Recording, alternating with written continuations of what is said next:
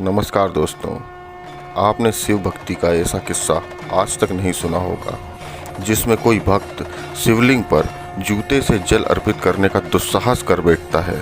उस व्यक्ति को ना तो शास्त्रों का कोई ज्ञान था, ना ही पूजा पाठ की समझ। तो चलिए कहानी शुरू करते हैं। एक छोटे से गांव में एक पर्वत पर जंगलों के बीच एक मंदिर था। इस शिव मंदिर पर लोग पूजा पाठ और शिव आराधना करने जाया करते थे।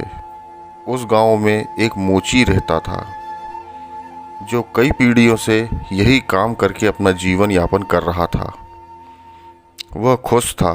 गांव के सभी लोग पूजा पाठ व शिवलिंग पर जल अर्पित करने मंदिर जाते थे, पर जात पात के प्रभाव से उस व्यक्ति को मंदिर के अंदर जाने व शिवलिंग पर जल चढ़ाने की मनाही थी। वह मंदिर की सीढ़ी पर ही जल चढ़ा सकता था, वह शिवलिंग के दूर से ही दर्शन कर सकता था। उसका विवाह होता है और उसकी पत्नी एक शिव भक्त होती है जो नियमित रूप से भगवान शिव की आराधना करती है। वह कभी मंदिर नहीं जाता था, बस दूर से ही भगवान को प्रणाम करके अपने काम में लग जाता था। नियमित रूप से शिवजी की पूजा पाठ करने उसकी पत्नी मंदिर जाया करती थी। एक समय जब वह प्रभु की भक्ति से प्रेरित होकर पहाड़ी चढ़ रही थी, तभी उसको प्रसव पीड़ा होने लगी और उसने उसी समय एक पुत्री को जन्म दिया। पुत्री को जन्म देते समय उसके प्राण वहीं निकल गए। जब यह सूचना मोची तक पहुंची तो वो रोता हुआ वहां गया और उसने अपने पत्नी का अंतिम संस्कार किया। पूरा गांव उससे सहानुभूति रखता था और उसकी पत्नी एक शिव भक्त थी। यह देखकर उसने मंदिर में जाने की रोक को पूरे गांव ने मिलकर हटा दिया और अब वो उस मंदिर पर जाकर शिवलिंग पर सीधा जल चढ़ा सकता था। उस व्यक्ति ने ना तो कोई शास्त्र पढ़ा था, ना ही कभी पूजा पाठ की थी। उसके लिए तो सब कुछ उसकी छोटी सी मोची की दुकान ही हुआ करती थी। सभी के कहने पर वो शिवजी की पूजा पाठ करने और जल चढ़ाने मंदिर चला जाता है, परंतु वह अपनी पत्नी की मौत से क्रोधित रहता है और वह एक नादान व्यक्ति होता है। इसलिए वो जब मंदिर जाता है तो अपने झोले में एक जूता रख कर ले जाता है और वो तब जाता है जब सभी लोग पूजा पाठ करके मंदिर से चले जाते थे। तब वो अकेला मंदिर जाता था और मंदिर पर पहुंचकर वो शिवलिंग पर जूते से जल चढ़ाता था। उसको ये ज्ञान तो था कि यह गलत है, पाप है, पर वो मासूम और दयालु व्यक्ति था। उसने जीवन में कभी भी कोई पाप नहीं किया था। वह नादानी और क्रोधवश ये सब कर रहा था। वह जूते से जल चढ़ाता और शिवजी से कहता कि आपने मेरी पत्नी के प्राण हरे हैं, वैसे ही अब आप मेरे प्राण भी हर लीजिए, और यह कहकर घर चला जाता।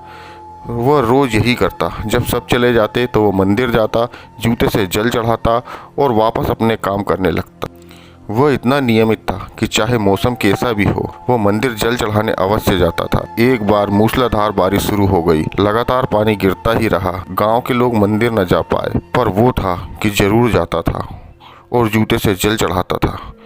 बारिश ने धीरे धीरे बाढ़ का रूप ले लिया। पूरा गाँव डूबने लगा। कुछ लोग गांव छोड़कर चले गए, कुछ नाव में अपनी जान बचाने लगे, पर वो मोची था कि उसने अपना झोला कमर में बांधा और बाढ़ में ही तैरता हुआ मंदिर जाने लगा। पूरा गांव उसको पागल समझने लगा। सब कहने लगे कि इसकी पत्नी की मौत के कारण ये आदमी पागल हो गया है। पर वो मंदिर पहुंचा और उसने भगवान शिव को जल चढ़ाया। जब उसने जल चढ़ाया तभी सारे मंदिर की घंटियां अपने आप बजने लगी। पूरे मंदिर में शंख गूंजने लगी और मंदिर पूरा उस गूंज से भर गया। और तभी वह देखता है कि साक्षात भगवान शिव उस व्यक्ति के सामने प्रकट हो गए और साक्षात शिव जी को अचानक अपने सामने देखकर वो उनके चरणों में दंडवत हो गया और रोने लगा। बोला, प्रभु मुझको क्षमा कर दो, मैं पापी हूँ, मुझको आप जो भी दंड देंगे मुझे मंजूर होगा। तब भगवान शिव मुस्कुराए और बोले कि उठो, तुमसे बड़ा मैंने आज तक कोई भक्त नहीं देखा। तुमने नादानी और क्रोध में जो किया उस पर तुम्हारी आस्था और नियमित पूजा पाठ भारी पड़ गई।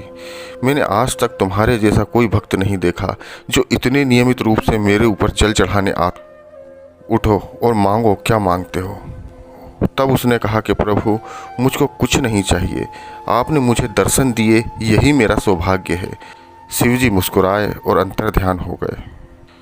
जब वो घर वापस गया तो उसने देखा कि उसका परिवार सुरक्षित था।